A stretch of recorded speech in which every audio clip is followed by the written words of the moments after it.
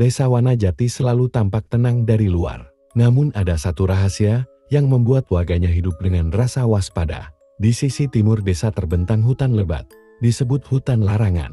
Bagi warga desa, nama itu bukan sekadar sebutan, melainkan peringatan. Sejak kecil, anak-anak selalu diingatkan, jangan sekali-kali masuk terlalu jauh ke dalam hutan. Konon, siapapun yang berani melewati batas pohon beringin tua di mulut hutan akan tersesat, berputar-putar, atau tidak kembali sama sekali. Hutan itu ada penunggunya, kata orang-orang tua, dan penunggu itu tak suka diganggu. Namun bagi Arka, seorang pemuda berusia 22 tahun, cerita-cerita itu hanya dongeng untuk menakuti anak kecil. Arka dikenal keras kepala, penuh rasa ingin tahu, dan tidak mudah percaya pada sesuatu yang tidak bisa dilihat dengan mata kepala. Berkali-kali ia menertawakan temannya yang takut melewati hutan saat malam. Kalau memang ada hantu di sana, kenapa tidak pernah ada yang bisa membuktikan? Ujar Arka suatu sore di balai desa. Mungkin mereka yang hilang sebenarnya hanya kabur, malas pulang kerja, atau tersesat biasa. Bukan karena makhluk halus. Ucapannya membuat orang-orang terdiam. Beberapa menunduk, sebagian lagi menegurnya karena dianggap lancang.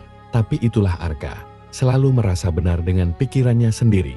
Malam itu, saat bulan sabit menggantung redup di langit, Arka memutuskan untuk membuktikan kata-katanya sendiri. Ia membawa sebuah senter kecil dan parang pendek untuk berjaga-jaga, tanpa memberitahu adiknya, Naya, atau sahabatnya, Raka. Ia melangkah menuju hutan larangan seorang diri. Udara malam terasa dingin, tapi langkah Arka mantap. Ia melewati beringin tua yang menjadi batas desa, dan segera aroma lembab di daunan hutan menyambutnya. Semakin dalam ia masuk, semakin sunyi suasana. Awalnya hanya suara jangkrik dan burung malam, tapi semakin jauh, suasana berubah aneh. Angin terasa berputar, dan telinganya menangkap alunan samar suara gamelan, seolah ada pesta jauh di dalam hutan. Arka berhenti sejenak. Siapa yang main musik malam-malam begini? Gumamnya. Ia menyerotkan senter ke sekeliling, namun hanya pepohonan tua yang menjulang. Tidak ada tanda kehidupan. Tapi suara gamelan semakin jelas membuatnya penasaran untuk terus melangkah. Sampai akhirnya, langkah Arka terasa berat, seolah tanah di bawahnya menahan, dan hawa dingin merambat dari kakinya ke seluruh tubuh. Sekejap, senter di tangannya padam tanpa sebab. Gelap total.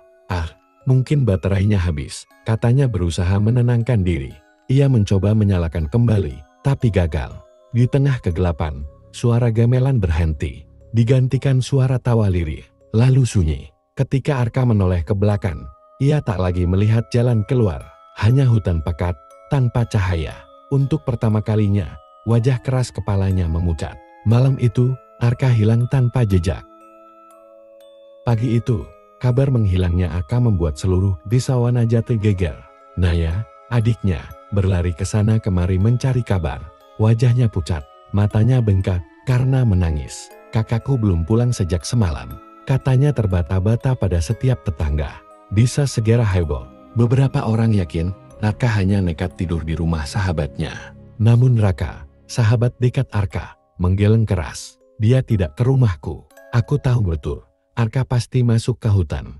Dia pernah menantang cerita itu di balai desa. Mendengar itu, wajah Naya semakin pucat. Ia tahu kakaknya keras kepala. Dan firasatnya mengatakan kali ini, Arka benar-benar melakukan hal gila. Pak Wirya, kepala desa, dipanggil. Pria paruh baya itu tampak gelisah begitu mendengar laporan hilangnya. Arka, sudah sering kuperingatkan. Jangan sekali-kali melangkah ke hutan larangan. Kalau benar dia masuk ke sana, ini bukan perkara biasa. Meski demikian, sebagai kepala desa, ia tetap bertanggung jawab. Ia memerintahkan beberapa pemuda untuk membentuk tim pencari. Raka ikut bergabung, meski kakinya gemetar. Naya bersikeras ingin ikut, namun dilarang. Kau tunggu di rumah, Naya. Kalau semua ikut, siapa yang berdoa di belakang? Ujar Pak Wirya tegas. Sore hari, tim pencari memasuki hutan. Mereka membawa obor, tali, dan tanda panah dari kapur untuk menandai jalan. Namun anehnya, meski sudah berjalan jauh, mereka selalu kembali ke titik awal pohon beringin besar di tepi hutan. Mustahil, kita tadi jalan lurus, teriak salah satu pemuda panik. Raka mencoba menenangkan, tapi wajahnya sendiri basah oleh keringat. Ia merasa seperti ada yang mengawasi dari balik pepohonan. Suara-suara aneh terdengar samar, seperti orang berbisik, seperti tawa anak kecil, seperti langkah kaki yang mengikuti. Malam semakin larut, dan akhirnya Pak Wirya memutuskan menghentikan pencarian. Kita tidak bisa memaksa masuk lebih dalam. Ada batas yang tidak boleh kita langgar. Sesampainya di desa, Naya berlari menghampiri dengan mata penuh harap. Namun begitu melihat wajah-wajah kosong dan lelah dari para pencari, hatinya langsung hancur. Kalian tidak menemukannya? Tanyanya dengan suara lirih.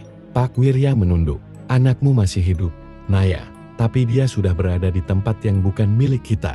Malam itu, Naya berdoa tanpa henti. Sementara Raka duduk di tangga rumah Arka, memandang kosong ke arah hutan. Sampai akhirnya seorang pria tua datang perlahan dengan tongkat kayu Mbah Suro, dukun desa yang jarang muncul. Matanya sayu namun tajam. Anak itu sudah masuk ke wilayah penunggu, katanya pelan. Jika benar begitu, hanya penunggu yang bisa mengembalikannya. Tidak ada jalan lain. Kata-kata itu membuat seluruh desa terdiam. Hanya suara jangkrik malam yang terdengar, menyelimuti kecemasan mereka. Arka benar-benar hilang, dan semua orang mulai menyadari. Mungkin kali ini, hutan larangan tidak akan mengembalikannya. Hari setelah hilangnya tiba, desa Wanajati diliputi suasana muram. Setiap malam doa bersama digelar di rumah keluarga Arka. Namun tanda-tanda keberadaannya tidak pernah muncul. Naya semakin kurus, matanya bengkak. Sementara Raka tak henti menyalahkan dirinya, karena tak bisa mencegah sahabatnya masuk ke hutan terlarang. Sore itu, menjelang senja, seorang petani yang pulang dari sawah, melihat sosok berjalan gontai di tepi jalan. Bajunya kusut, wajahnya kotor, dan tubuhnya tampak lemah. Saat ia mendekat, jantungnya berdegup kencang. Sosok itu adalah Arka. Kabar itu segera menyebar cepat. Warga berlarian, Naya keluar rumah sambil menangis keras. Ia langsung memeluk kakaknya, tak peduli lumpur yang menempel di bajunya. "Kak, aku kira kau tidak akan kembali." Suaranya pecah oleh tangis. Arka menatap Naya dengan bingung. Aku baik-baik saja, hanya tersesat," katanya dengan suara serak. Namun tatapannya kosong, seolah ia tak ingat apa yang sebenarnya terjadi selama 7 hari di hutan. Warga mengerumuni mereka dengan raut heran. Awalnya semua terlihat normal, hingga seorang bocah kecil menjerit sambil menunjuk ke arah tanah. "Itu, Kak Arkadia. Dia nggak punya bayangan." Semua orang terdiam. Mereka menunduk melihat ke tanah. Dan benar, meski cahaya senja menyorot tubuh Arka, tak ada bayangan sedikit pun yang terbentuk di bawah kakinya. Suasana berubah tegang. Beberapa orang spontan mundur. Sebagian berbisik dengan wajah pucat. Raka yang berdiri tak jauh ikut gemetar. Matanya membesar menatap sahabatnya. "Arka, apa yang terjadi padamu?" Arka sendiri ikut kebingungan. Ia menoleh ke kanan kiri, mencoba melihat tanah di bawah kakinya. Dan saat ia menyadari kebenarannya, wajahnya pun memucat. "Tidak mungkin," bisiknya. Pak Wirya melangkah maju dengan wajah tegang. "Kembalinya kau bukanlah anugerah biasa. Ada harga yang harus dibayar." Suaranya berat, seperti menahan sesuatu yang sudah lama ia rahasiakan. Naya meraih tangan kakaknya, mencoba mengabaikan bisik-bisik warga. "Aku tidak peduli, Kak, kau sudah kembali, itu cukup bagiku." Tapi di dalam hatinya, ketakutan mulai tumbuh. Malam itu, desa tidak lagi merasa lega dengan kembalinya Arka, justru sebaliknya sebuah tanda menyeramkan telah muncul. Dan tanpa mereka sadari, di balik gelapnya hutan larangan, sesuatu sedang memperhatikan. Rumah keluarga Arka dipenuhi warga. Mereka ingin memastikan dengan mata kepala sendiri apa yang mereka dengar sore tadi. Naya duduk di samping kakaknya, menggenggam tangan Arka erat-erat seolah takut kehilangan lagi. Namun sorot mata orang-orang sekitar jelas menunjukkan ketakutan, bukan sekadar rasa penasaran. "Lihat sendiri, cahaya lampu ini tidak menghasilkan bayangan apapun darinya," bisik salah seorang warga. Obor yang ditancapkan di halaman memang memperjelas keanehan itu. Tubuh Arka berdiri tegak, tapi tanah di bawahnya tetap kosong. Arka sendiri bingung, wajahnya pucat. "Aku tidak tahu apa yang terjadi. Aku hanya merasa tersesat, gelap, dingin, lalu tiba-tiba aku sudah di tepi desa. Aku tidak ingat apapun," ucapnya lirih. Pak Wirya yang sejak tadi diam, akhirnya angkat bicara. Suaranya berat, penuh beban. "Arka, ada sesuatu yang harus kau ketahui. Ini bukan pertama kalinya hal seperti ini terjadi di desa kita. Semua mata menoleh padanya. Naya menatap dengan dahi berkerut. Raka mengepalkan tangan gelisah. Pak Wirya melanjutkan. Dulu, sebelum kalian lahir, desa ini pernah dilanda bencana. Hujan badai, panen gagal, penyakit menimpa hampir setiap keluarga. Hingga akhirnya, para tetua desa membuat perjanjian dengan penunggu hutan. Desa akan dilindungi, tapi ada syarat. Suasana menjadi hening, hanya suara jangkrik malam yang menemani. Syarat itu, lanjut Pak Wirya, siapapun yang melanggar batas hutan akan diambil sebagian jiwanya. Mereka yang kembali, akan kembali tanpa bayangan. Itu tandanya mereka sudah ditandai. Sebagian jiwa mereka bukan lagi milik dunia manusia. Naya menutup mulutnya, syok. Raka menatap Arka dengan nyeri. Arka bangkit dengan wajah menegang. Jadi, kalian sudah tahu ini bisa terjadi. Dan kalian biarkan saja. Suaranya bergetar, marah sekaligus takut. Pak Wirya menunduk dalam-dalam. Bukan pilihan kami, Arka. Perjanjian itu yang membuat desa ini bertahan sampai sekarang. Arka mengepalkan tangan, dadanya sesak. Ia ingin membantah, tapi tubuhnya sendiri terasa semakin dingin. Dan di sudut ruangan, sesaat ia merasa melihat sesuatu bergerak bayangan samar. Berdiri memanjang di dinding, menatap balik ke arahnya. Ia menoleh cepat, tapi bayangan itu hilang. Arka merinding. Ia sadar, meski tubuhnya ada di sini, sesuatu yang hilang dari dirinya masih terus mengintai. Sejak kembalinya Arka, rumah keluarganya tidak pernah benar-benar tenang. Malam pertama setelah kejadian itu, udara di sekitar terasa berbeda, lebih dingin dari biasanya. Angin bertiup lembut, namun membawa aroma tanah basah yang menusuk hidung. Naya, yang tidur di bilik sebelah, gelisah. Ia bisa mendengar langkah kaki kakaknya mondar-mandir di ruangan utama. Padahal biasanya, setelah kelelahan, Arka akan langsung terlelap. Rasa penasaran membuat Naya mengintip lewat celah pintu. Arka berdiri di tengah ruangan, menatap kosong ke arah dinding yang diterangi lampu minyak. Tidak ada bayangan tubuhnya, hanya cahaya samar yang membentuk ruang kosong. Namun, Naya melihat sesuatu yang lebih menyeramkan di dinding itu. Samar-samar ada bayangan lain, lebih tinggi, lebih kurus, berdiri di belakang Arka. Naya menutup mulutnya agar tidak berteriak. Ia mundur perlahan, bersembunyi di balik pintu. Beberapa menit kemudian, terdengar suara bisikan lirih, entah dari arah mana. Suara itu bukan suara Arka, melainkan suara asing, dalam dan bergetar, seperti berasal dari perut bumi. Waktu sudah dekat. Arka menoleh ke kiri dan kanan, seolah mendengar bisikan itu juga. Siapa kau? Tanyanya pelan, suaranya serak. Tidak ada jawaban, hanya angin yang berputar semakin dingin. Di kamar sebelah, Naya sudah berpeluh dingin. Ia ingin berlari memanggil warga, tapi tubuhnya lemas, kakinya tak bisa digerakkan. Tengah malam, ketukan pelan terdengar di pintu rumah. Tok tok, tok, suaranya teratur, seperti ada yang sabar menunggu. Arka melangkah membuka pintu, meski wajahnya tampak ragu. Begitu pintu terbuka, tidak ada siapapun. Di luar hanya gelap pekat dan kabut tipis yang merayap masuk. Namun dari arah kabut itu, terdengar lagi suara gamelan samar, sama seperti yang pernah ia dengar di hutan. Arka tertegun, lalu perlahan tersenyum aneh. Aku ingat suara ini. Naya, yang melihat dari celah pintu langsung merinding. Senyum itu bukan senyum kakaknya yang ia kenal. Senyum itu dingin, kosong, seolah bukan milik manusia. Pintu dibiarkan terbuka sepanjang malam. Dan saat fajar tiba, Naya mendapati kakaknya sudah duduk di beranda, menatap ke arah hutan dengan mata merah sembab, seakan ia tidak tidur sama sekali. Untuk pertama kalinya, Naya benar-benar yakin, Arka yang kembali ke desa bukanlah Arka yang sama. Sejak malam pertama itu, Arka semakin sering termenung. Siang ia lebih banyak duduk di beranda, menatap hutan, seakan ada sesuatu yang memanggilnya. Malam hari, tidurnya tidak pernah benar-benar nyenyak. Tubuhnya rebah ditikar, tetapi matanya sering terbuka setengah, menatap kosong ke langit-langit. Naya selalu berjaga di dekatnya. Malam kedua setelah kepulangan Arka, ia mendengar suara lirih dari kakaknya. Awalnya, ia mengira Arka mengigau. Tetapi semakin lama suara itu terdengar jelas, seperti percakapan dengan seseorang yang tidak ada di sana.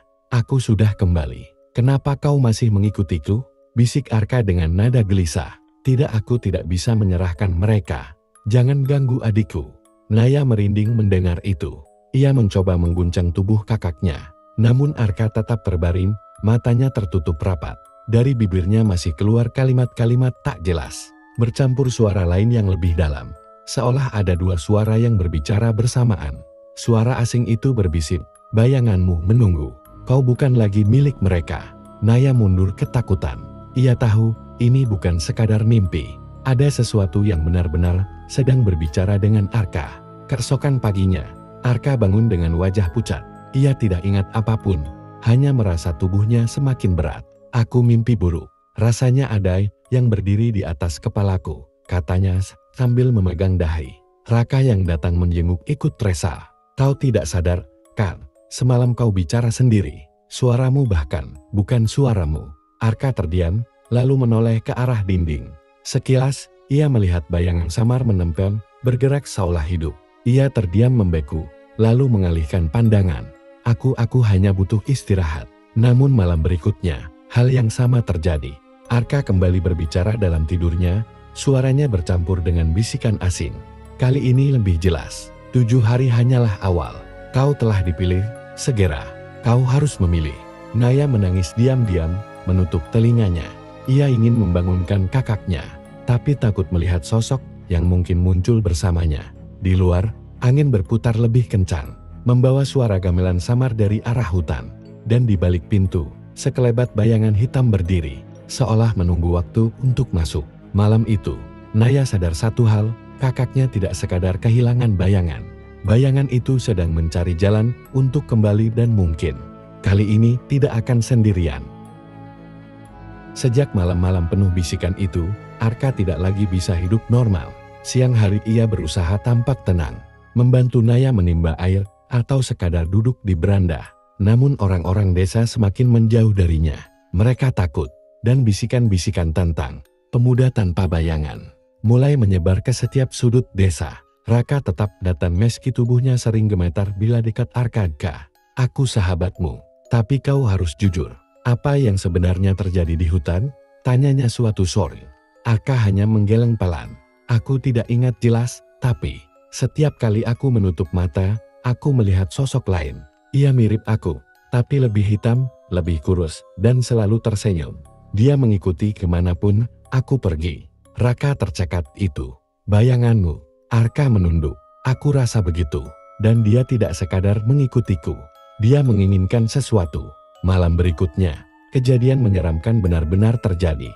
Saat Naya sedang menyalakan lampu minyak di ruang tengah, matanya menangkap sesuatu di lantai tanah. Ada jejak kaki hitam yang membekas, seolah terbuat dari arang.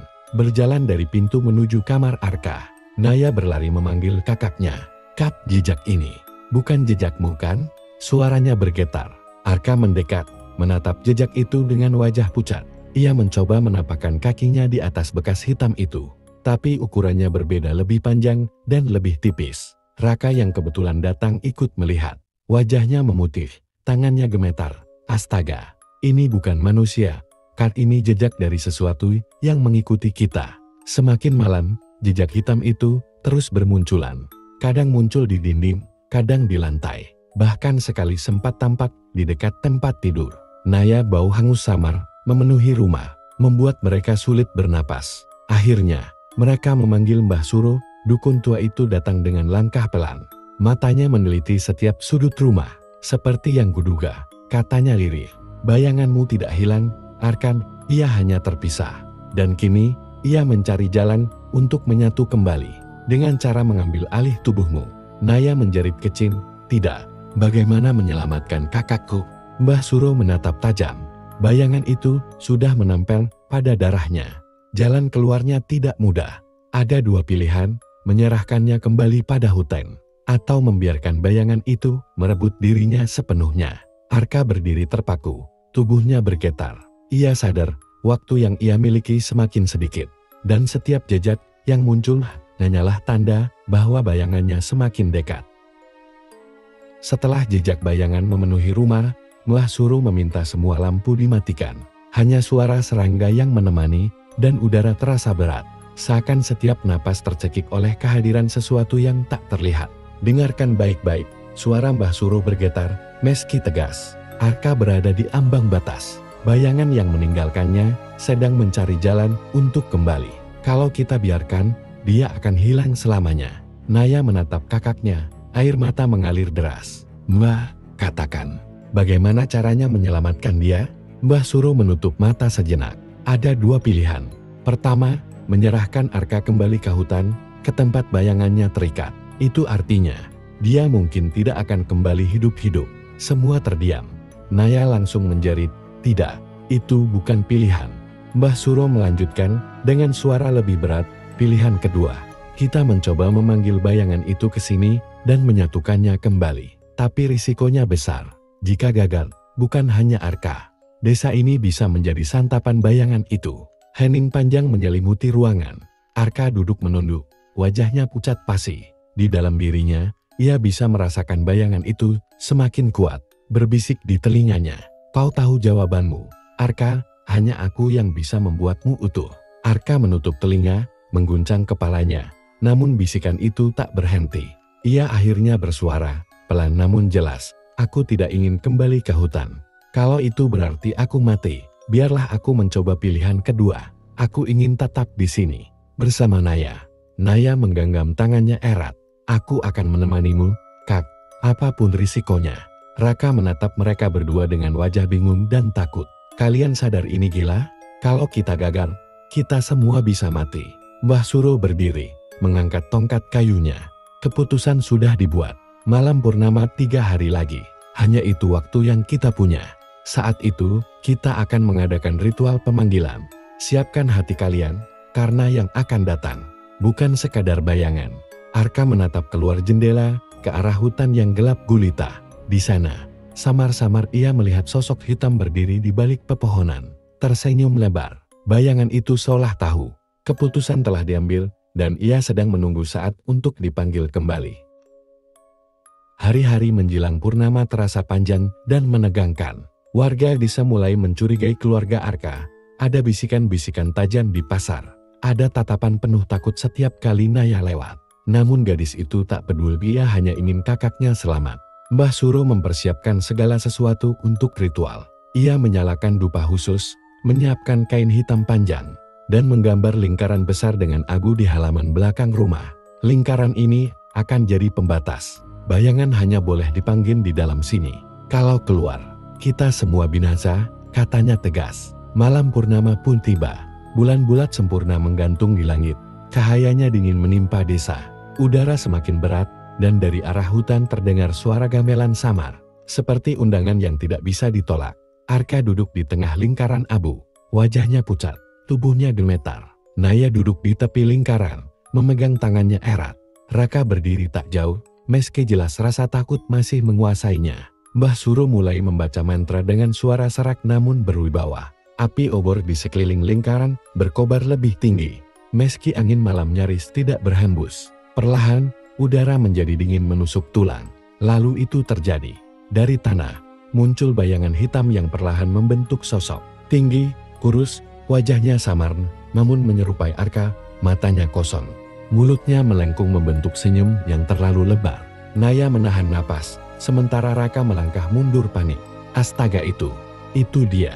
Bayangan itu melangkah maju, namun kakinya tidak menyentuh tanah. Setiap langkah hanya meninggalkan bekas hitam pekat di lingkaran abu.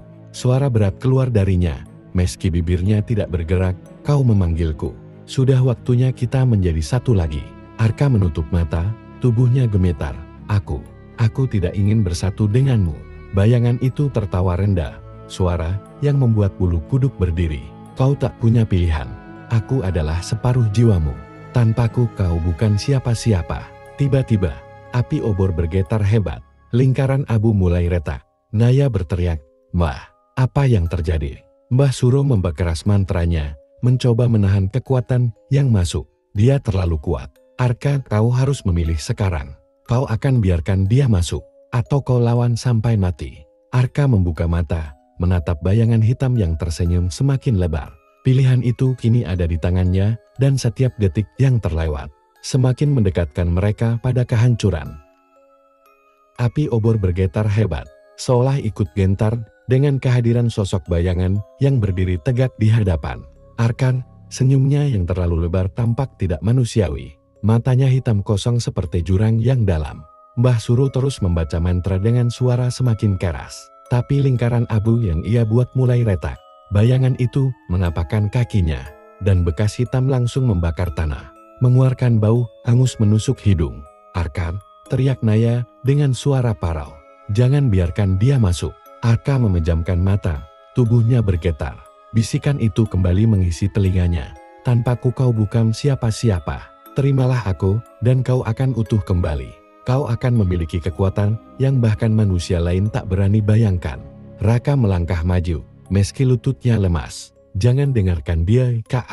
Kau lebih kuat dari bayanganmu sendiri." Namun wajah Arka berubah. Matanya setengah terbuka, pupilnya menghitam. Bibirnya membentuk senyum yang menyerupai sosok bayangan di depannya. Nafasnya berat, seperti ada sesuatu yang sedang mendorong masuk. Mbah Suro mengetukkan tongkatnya ke tanah. "Arka, kau harus memilih sekarang. Jika kau menolak, ikatanmu dengan bayangan itu akan hancur. Tapi risikonya nyawamu ikut lenyap. Jika kau menerima, dia akan mengambil alih tubuhmu sepenuhnya." Tanah bergetar, api obor memanjang hingga hampir menyentuh langit. Bayangan itu merentangkan tangannya, siap merangkul tubuh Arka. Dalam ketegangan itu, Naya menjerit, "Kak, kalau kau tidak ingin hidup untuk dirimu sendiri, hiduplah untukku. Jangan tinggalkan aku lagi." Jeritan itu menusuk hati Arka. Seketika wajahnya berubah, matanya kembali jernih. Ia berteriak, "Aku memilih melawanmu." Tubuh Arka bergetar keras. Bayangan itu merong, suara dalam yang menggema ke seluruh desa. Lingkaran abu pecah, tapi cahaya bulan purnama jatuh tepat mengenai tubuh Arka, seolah memberi kekuatan terakhir. Dengan sisa tenaga, Arka menekan bayangan itu, memaksa jaraknya menjauh. Suaranya pecah, "Aku bukan milikmu. Aku akan hidup sebagai manusia, meski tanpa bayangan." Bayangan itu terhuyung, lalu meledak menjadi kepulan asap hitam yang menyelimuti lingkaran. Angin kencang berhembus, obor padam seketika, dan semuanya jatuh dalam kegelapan. Saat kabut hitam itu lenyap, Arka terbaring tak bergerak di tengah lingkaran. Naya berlari memeluknya sambil menangis. "Kak, bangun. Kau harus bangun." Namun tubuh Arka dingin, dan bayangan sempat muncul kini benar-benar hilang. Tak ada sisa. Mbah Suro berdiri terdiam, wajahnya kelam. Ia telah memilih, tapi apakah ia benar-benar bebas? Atau hanya menunda kematian? Itu kita belum tahu. Hening panjang menyelimuti halaman rumah itu. Hanya suara jangkrik dan desah angin yang terdengar, seolah seluruh desa ikut menahan napas. Naya masih memeluk tubuh Arka yang tak bergerak. Air matanya membasahi wajah sang kakak. "Tidak, jangan begini, Kak. Kau janji akan melawan." Isaknya. Raka berdiri kaku, wajahnya pucat. "Mbak, apakah dia sudah?" Belum sempat kata-kata itu selesai, tubuh Arka tersentak. Nafas berat keluar dari bibirnya, dan matanya terbuka perlahan. Namun, yang terlihat bukan lagi pupil manusia biasa. Matanya setengah kelabu, memantulkan cahaya bulan dengan dingin. Naya terperangah. "Kak." Arka bangkit perlahan, suaranya parau. "Aku masih di sini." Ia menatap sekeliling, namun wajahnya kosong. "Bayanganku sudah hilang, tapi kenapa aku merasa sebagian dari diriku juga ikut pergi?" Mbah Suro menunduk berat. "Itulah harga yang harus kau bayar. Kau menolak penyatuan, maka bayanganmu lenyap untuk selamanya. Tapi manusia tanpa bayangan bukanlah manusia seutuhnya." Raka menelan ludah. "Apa maksudnya? Arka akan mati?" Mbah Suro menggeleng pelan. "Bukan mati, tapi hidupnya tidak akan pernah sama. Dia akan terus dihantui rasa hampa, dan setiap malam purnama, bayangan itu bisa saja mencari jalan lain untuk kembali. Saat itu kekuatan desa ini mungkin tak sanggup menahannya." Arka menunduk, wajahnya penuh kelelahan. "Aku sudah memilih, tapi kenapa rasanya aku hanya menukar satu neraka dengan neraka yang lain?" Naya menggenggam tangannya erat. "Asal kau masih hidup, Kak, aku akan bersamamu, apapun yang terjadi. Kita akan hadapi bersama."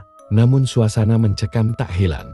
Dari kejauhan, terdengar lolongan anjing bersahut-sahutan, lebih panjang dan melengking daripada biasanya. Angin dingin berhembus melewati desa, membawa bisikan samar, suara yang mirip dengan tawa bayangan yang tadi lenyap. Raka memeluk dirinya sendiri, merinding. "Kau dengar itu?" Seolah sesuatu belum selesai. Mbah Suro menatap langit. Bulan purnama masih bundar sempurna, seakan menyaksikan semua dari atas. Bayangan itu tidak sepenuhnya hancur. Ia terpecah, bertebaran, mencari wadah baru. Dan jika benar begitu, ancaman bukan hanya untuk Arka, tapi untuk seluruh desa. Naya menatap kakaknya, lalu menoleh pada Mbah Suro. Kalau begitu, apa yang harus kita lakukan? Mbah Suro mengetukkan tongkatnya ke tanah, matanya tajam. Besok sebelum fajar, kita harus bersiap. Akan ada ujian terakhir. Jika kita gagal, desa ini akan menjadi milik kegelapan. Arka mengangkat kepalanya, meski tubuhnya lemah. Kalau begitu, biarlah aku yang menanggungnya. Semua ini berawal dariku. Aku yang harus mengakhirinya. Fajar belum tiba ketika desa Wanajati kembali diselimuti kabut tebal. Langit gelap meski bulan purnama perlahan meredup. Angin berhembus kencang, membawa aroma tanah basah bercampur bau hangus. Warga yang mendengar peringatan Mbah Suro memilih mengurung diri, menutup pintu rapat-rapat. Hanya satu tempat yang masih terang, halaman rumah Arka, di mana lingkaran abu sudah digambar ulang. Kali ini lebih lebar dan dilapisi doa-doa kuno. Arka berdiri di tengah lingkaran. Wajahnya pucat, tubuhnya lemah, tapi matanya kini penuh tekad. Naya berdiri di tepi lingkaran, menggenggam sebuah kain hitam pemberian Mbah Suro. Raka ada di sampingnya. Meski ketakutan jelas terlihat di wajahnya. Ini kesempatan terakhir, ujar Mbah Suro dengan suara berat. Bayangan yang lenyap tadi tidak hilang. Ia tercerai, lalu mencari wadah baru. Kalau kita tidak menahannya di sini, ia akan menyebar, merasuki siapa saja di desa ini. Belum sempat mereka bersiap, tanah bergetar. Dari balik pepohonan hutan, muncul kabut hitam yang bergulung seperti ombak. Suara gamelan terdengar nyaring, bercampur dengan tawa menyeramkan yang menggema ke seluruh desa. Kabut itu masuk ke lingkaran. Perlahan, bayangan Arka kembali membentuk wujud. Kali ini lebih besar, lebih gelap. Dengan wajah menyerupai Arka, tapi matanya merah membara. Ia tertawa, kau pikir bisa membuangku?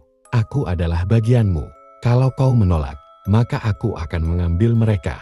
Bayangan itu menoleh ke arah Naya. Gadis itu langsung merinding. Tubuhnya gemetar hebat.